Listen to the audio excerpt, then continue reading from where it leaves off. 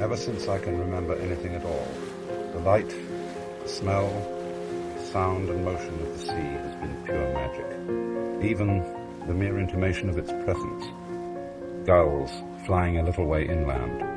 The quality of light in the sky, beyond hills which screen it from view.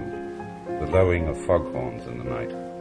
If ever I have to get away from it all, and, in the words of a Chinese poet, wash all the wrongs of life from my pores, there's simply nothing better than to climb out onto a rock and sit for hours with nothing in sight but sea and sky.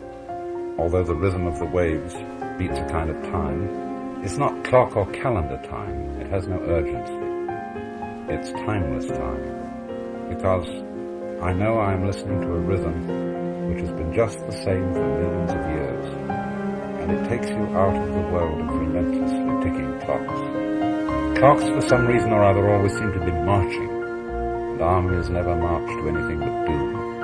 But there's no marching rhythm in motion waves. It harmonizes with the breath. It does not count our days. Its pulse is not in the stingy spirit of measuring, of marking out how much still remains.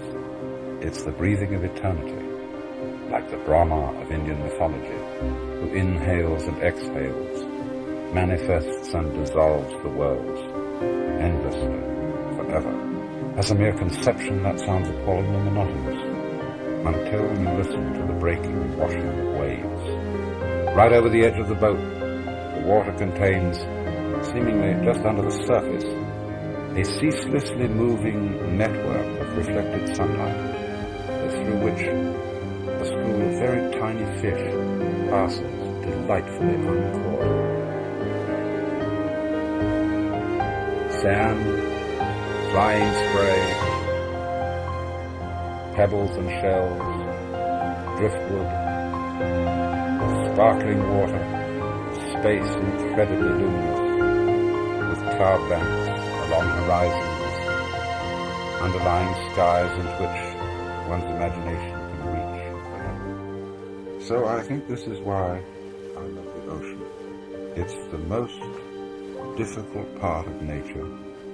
It's an environment in which the awareness of our roots can awaken, in which space, so real because of the light and color, can be seen to be joining things instead of separating. Yes, and I've just discovered that knocking on the wall of space and consciousness was my own heart beating.